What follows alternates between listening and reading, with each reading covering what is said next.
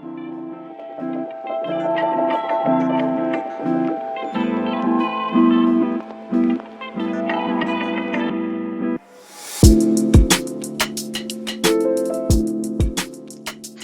everyone. This is your girl, Shade, reporting live from Win in STEM podcast.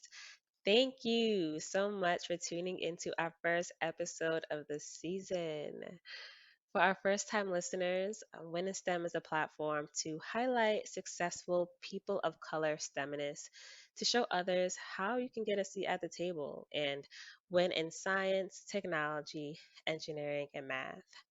As you know, people of color are underrepresented in the STEM fields in the United States, and with all odds against us, it's hard to excel and seek motivation, especially in a field where we are always the minority.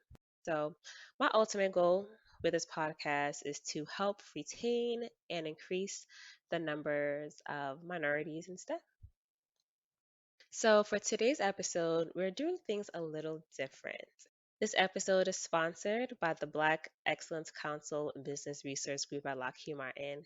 They just celebrated their 20th anniversary last week, so congratulations on this major milestone. For Black History Month, we are honoring the 1975 Toolmakers, the dynamic 1975 Toolmakers. In 1975, back in Fort Worth, Texas, there were a group of 50 men employed as toolmakers. However, not one of them was a minority. Then, one October morning, a group of young African American men joined the toolmaking group as trainees, and they were the beneficiaries of a government program called Affirmative Action. These men were responsible for the tooling of the F 16 fighter aircraft and achieved much success even through an era of the civil rights unrest. Today, I have the privilege of interviewing Mr. S.Q. Sanders Jr., Lockheed Martin retiree and one of the original dynamic 1975 toolmakers. And I also have Mr. Lee Boyd III, who is the son of one of the dynamic 1975 toolmakers, Lee Boyd II, and he also currently works at Lockheed Martin. So, thank you both for being here today. I know you are based in Texas and probably still recovering from the snowstorm. So, I appreciate you both taking time to be on today's episode. Thank you. Hmm. So, Mr. Sanders and Mr. Boyd, can you introduce yourselves and explain the story behind the dynamic 1975 toolmakers? Okay, I'm asking you, and I originally joined, these episodes, these experiences through the federal government. The federal government under Lyndon Johnson had what you call, anyway, Lyndon Johnson had a program where he would train uh, minorities to go to work in the manufacturing industries. And so I was part of one of those groups, and I went to work for General Dynamics, and I went to work in final assembly on the F-16 program, and so I worked there for about 5 or 6 years, and the layoffs hit, and so was laid off, and so then the uh, programs came up again to train minorities in tool manufacturing, and so the F-16 required that that General Dynamics have 10 minorities in tooling to qualify for the F-16 program, and so they brought in 6 blacks and 4 Hispanics. And we became the minority toolmakers of 75. And so we worked there for considerable time. I put in about 35 years there in tooling. And I had about 6 years in final assembly. And I tell you, it was a ride. It was an experience to work at General Dynamics and Lockheed. Yeah, I never did hardly miss a day's work, and the reason I didn't miss a day's work is because I didn't want to miss what happened that day at General Dynamics. It was just that exciting. I didn't want to miss anything because everything would happen. And if you missed a day, well, you would miss out. And fortunately, during that time, I became a spokesman for the group because somebody had to stand in the gap for the group because they would mistreat you if you didn't speak up. And so I was a spokesman, and I didn't mind doing it, and so we had a good time, and they treated us well. At all the anniversaries, we had big celebrations because we had a president, Dane Hancock, one of them. He was a guy from New York, and he was a wonderful man, and he was very sensitive, and he was very responsive when you talked to him. And he was really a good man, and he treated us fine.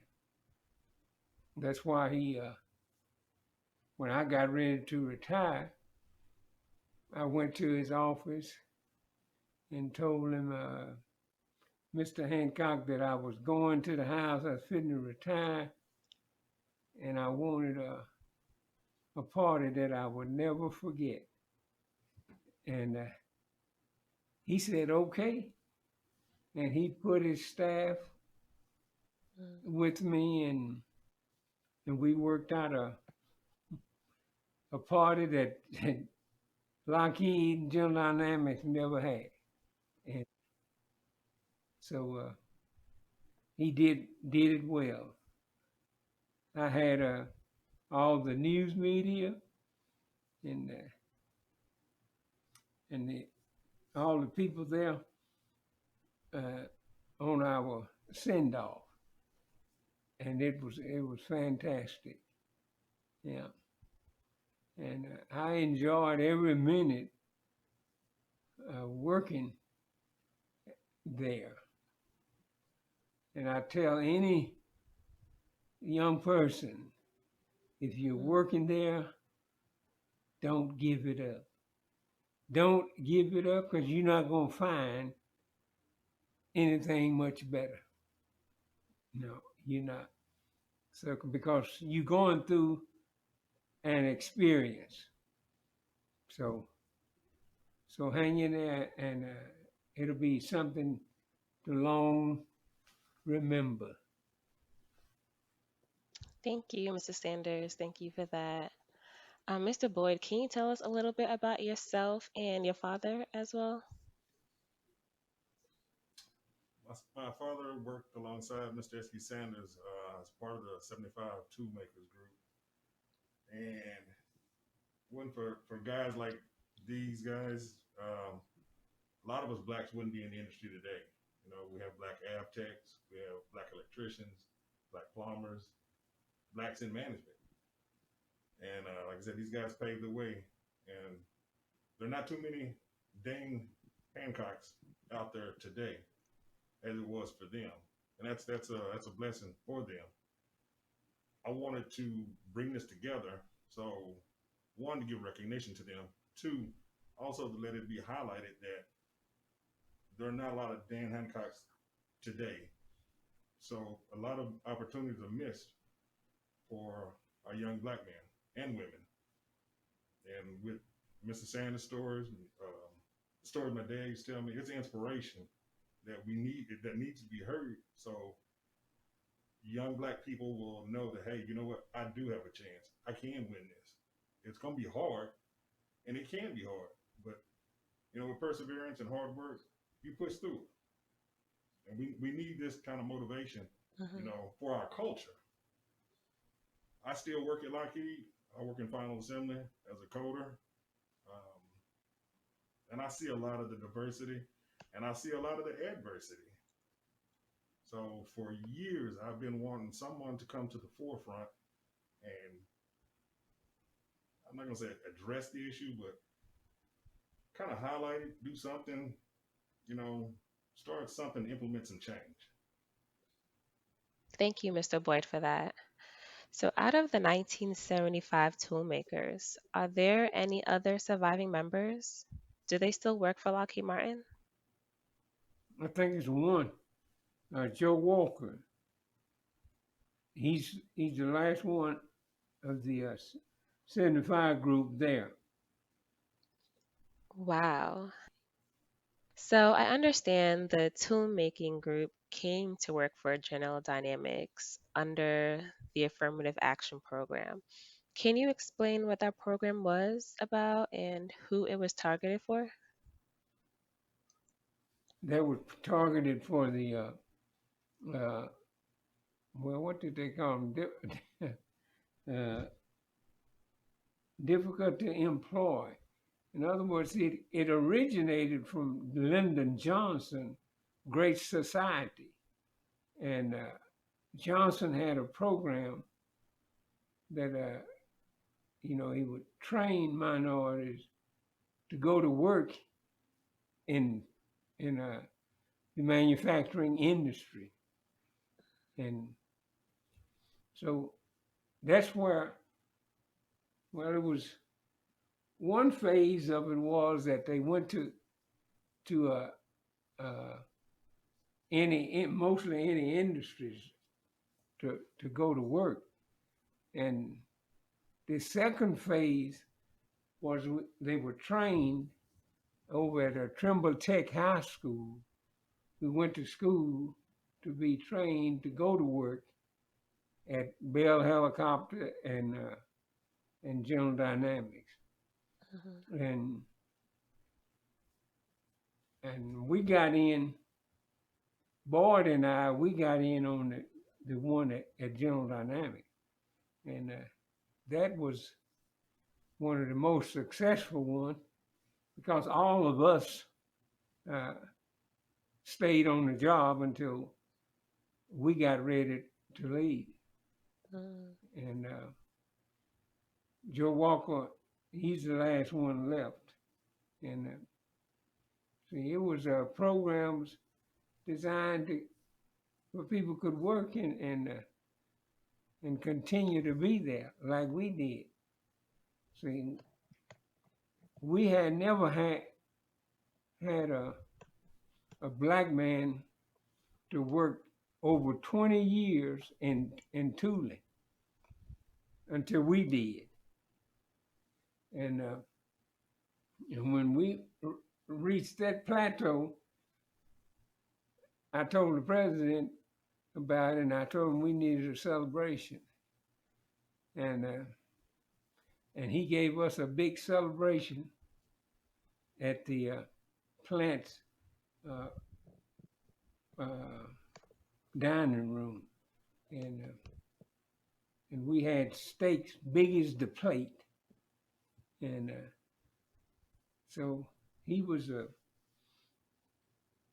fine man, and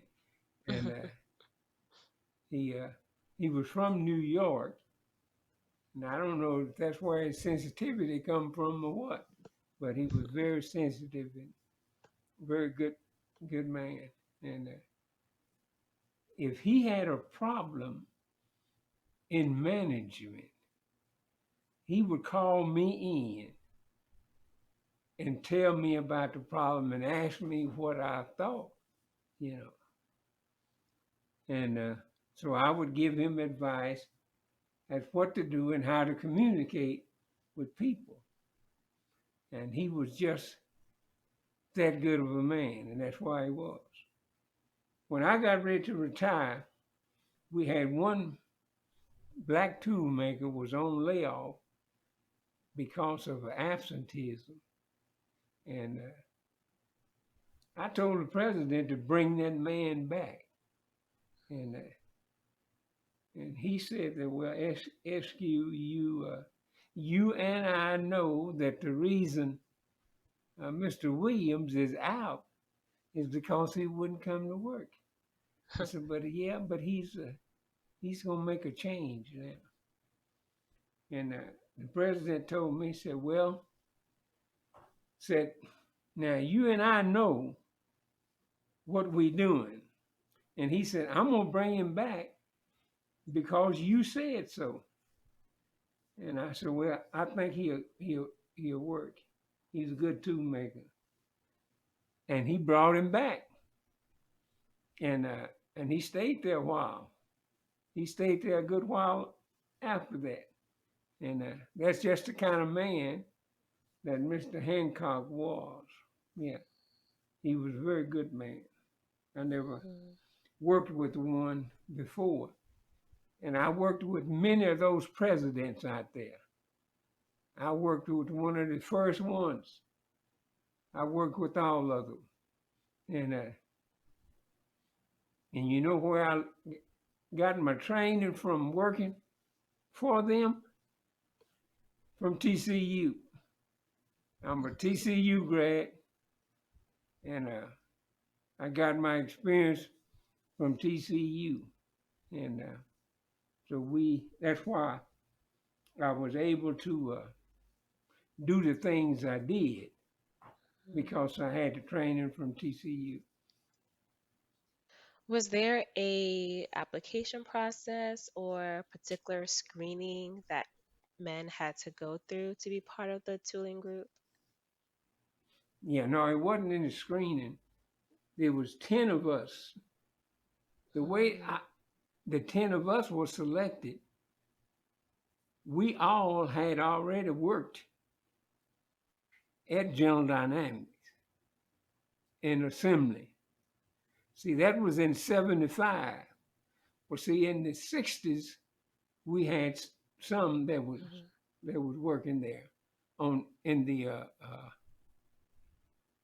manufacturing line, assembly line, and we were the ones that went in tooling.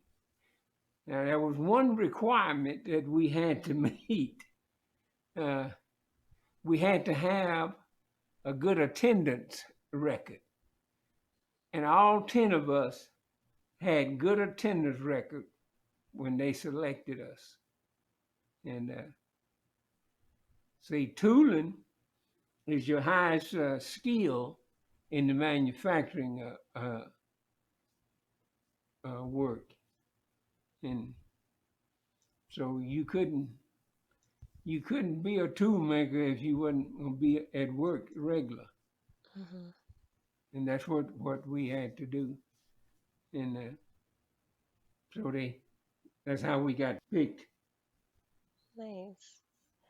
So while working General Dynamics / Lockheed, what was the society in Lockheed Martin at that time when you were first brought on to the tool making program? Like, what was the environment like mentally and physically? It was a segregated society. When we went in tooling, there had never been a minority tool maker to make it in tooling. The management during that time had to forewarn the present employees what we were going against. They told them that this program had to work if it didn't work, well, we wasn't going to have no contract with the government. See, the government told General Dynamics that they had to have minorities in tooling, and that's why they brought 10 of us in to satisfy the government contract. If they hadn't done that, then we wouldn't have had a chance to make it. And see, and I had talked with the president prior to this thing being kicked off, and so I told him how to do it, and uh, and he went forth with it. Yeah. Mm. Did it seem that the expectations were greater for you and the rest of the men than the peers? Because this is a group of 50 men who probably never worked with, a black man before. So I can imagine that all eyes were on 10 of you and they probably expected more, effort. How was that like? Well, it was somewhat difficult because the 10 of us, uh, we had basic skills in manufacturing, but we didn't have any skills in tool making. And so we were dependent on the whites in some areas to help us out. Mhm. And some of them didn't want to do it because of the racism. But management enforced them that if you don't help them work, you're not gonna be working. Mhm. See, see, it was coming out of segregation, and the government was going into integration, and it told them that they had to integrate. Tooling was a white man's area. Didn't no black person or minority. They would come from all over that plant to see minorities working in tooling because it was a thing that they hadn't seen, they hadn't heard of. We were definitely what you call pioneers. Mm. Yeah, Trailblazers. yeah, and uh, of course we knew what we were up against, and we also knew that we had the backing of the company. And see, and I knew because I had been the spokesman. I used to talk. Jim Wright used to call me at my home when he was in power in Washington. Jim Wright would call me and talk. And I had good information as to what's going on. And that's all I had to do was tell uh, Hancock and them at General Dynamic what has to take place, and Mhm. they uh, they did it because he knew what they had to do in order to stay in business. Mhm. And so it was difficult, but we all hung in there and did what we had to do. Yeah, and they Wow. promoted us on schedule like they were supposed to. See, some of them there thought that they was going to bring us in and wasn't going to promote us at all. But I told them, no, no, we got to be promoted just like everybody else, Yes. and we were. Yeah, they was going to leave us as C's, but we had to be promoted just like everybody else. We were A2 makers. Mhm. Wow, that's impressive. How even through the hardship that you went through, y'all still kept it through, trailblazed, made history, and also received what you needed to get. Mhm. let's get another perspective. So, Mr. Boyd, your father was one of the 1975 toolmakers. What kind of stories did you hear from your father about working with this group? Did he mention anything about the environment or talk about his experience on working with a team of predominantly white men?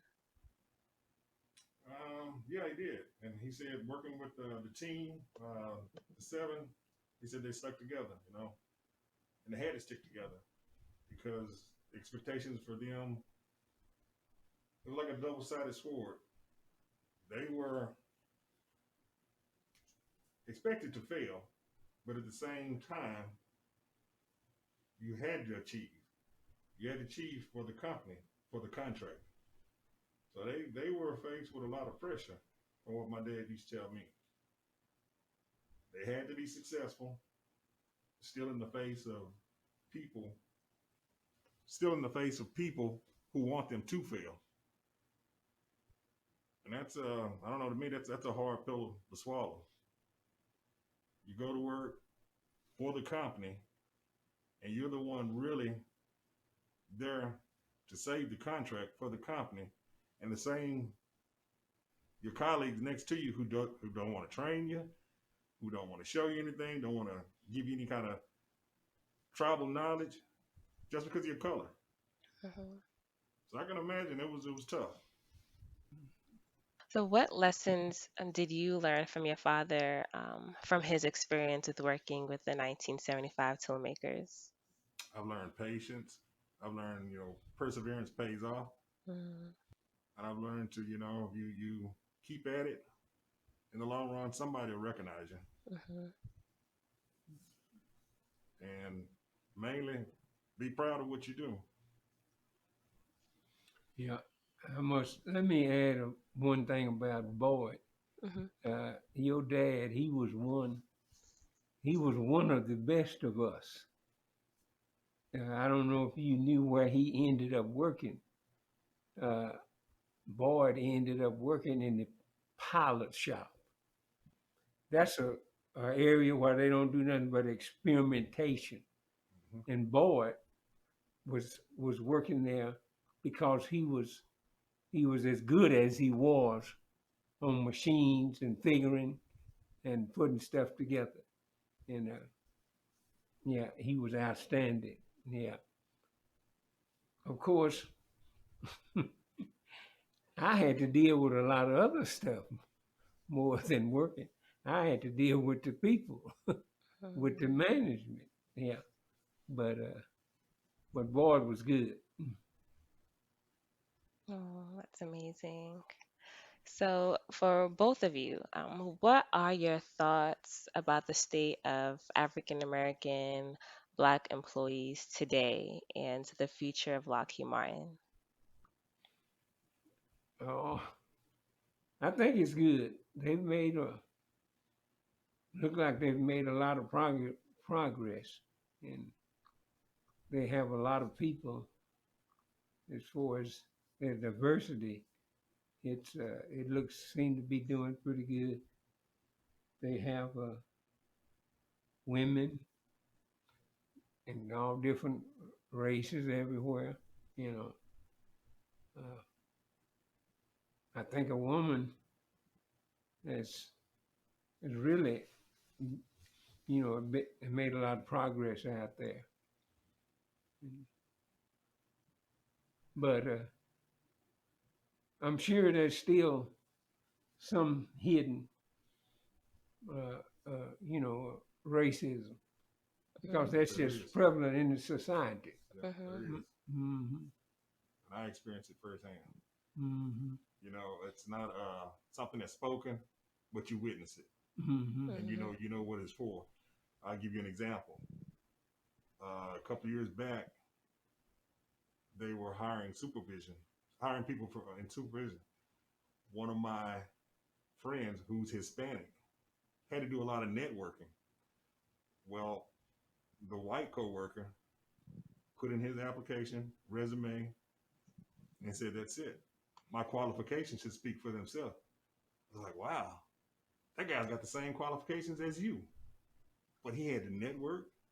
He had to go to certain training. He had to shadow a supervisor, learn the terminology, the ins and out. Mm. He had to go the extra mile, and I tried to get him to see he's not, as people say, he's not being a suck ass. That's just what we have to do as minorities. Yep. We have to prove that, you know what, this is how bad I want this. But you put the two together, they are equal. Equal amount of time, equal amount of experience, the same. But the white guy thought, I don't have to do nothing but just fill out the resume and get it. So that mindset is still there. And they still think that way. Mm-hmm. And for us as minorities, we know, hey, I got to be better. I got to be here every day. I can't be in no attendance program. I have to do it better than the next white coworker. Mm-hmm. That's some of the things that white people turn a deaf ear to. As a black man, I see it. I'm not putting a black card. I'm not putting a race card. It's just what it is. Yeah. Yeah, it's sad that in our society that from a young age we're just born to just go through the extra mile. Even when we don't really mean to do it, it just comes innately that we Yeah. have to go the extra mile, put in the extra work to to go one level where versus, another race can do the same amount of work and go 10 steps above us. So Mm-hmm. it's it's sad, but I Yeah. definitely understand. It's just the way we're conditioned. Mhm. But we have to keep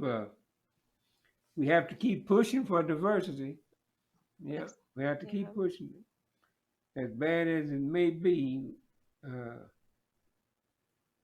it's better than it used to be. Mhm. Yeah. Yeah. Definitely keep pushing, and also as us as a Black community are excelling, making sure that we're bringing our people with us as well.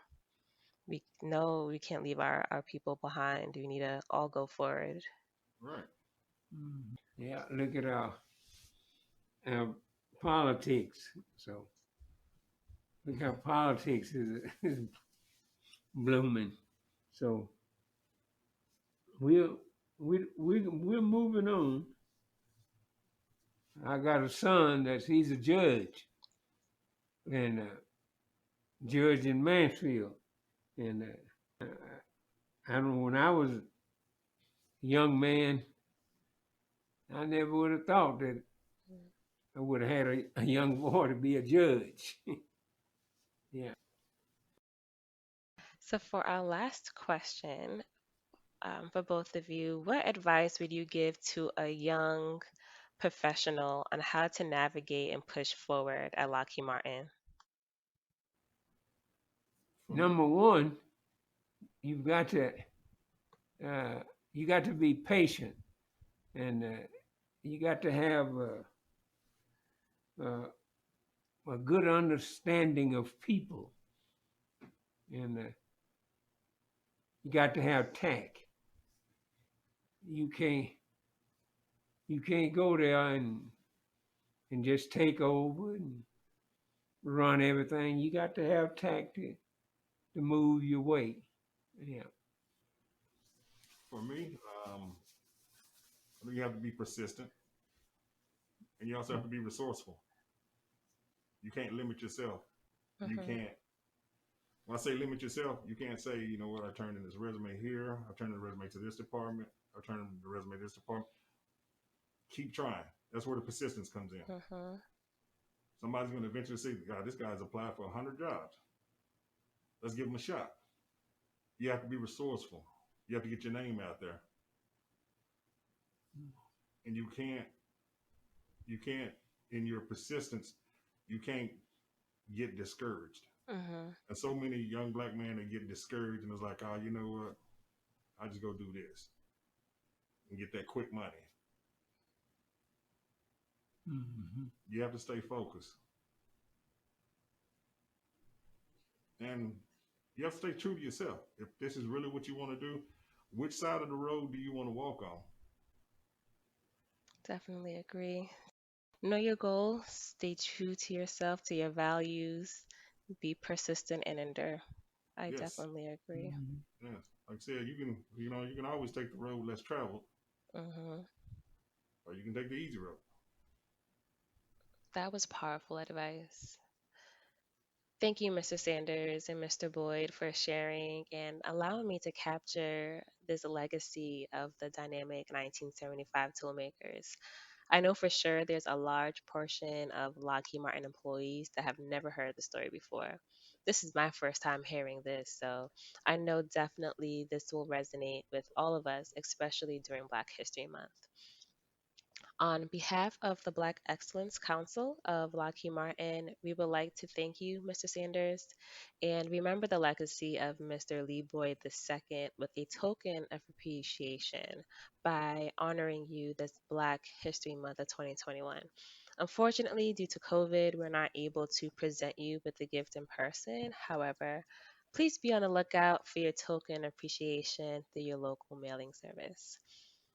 Thank you to the Black Excellence Council for using my platform to share this hidden figure story. I definitely appreciate it. Thank you, listeners, for tuning in.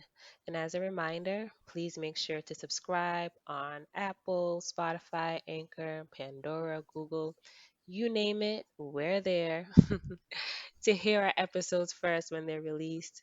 And if you're on Instagram, make sure to follow us at the Win and STEM podcast. I hope you enjoyed this Black History Month episode. I definitely did. Until next time, y'all be great, beloved, and go out and win in STEM. Thank you for having us. Thank you.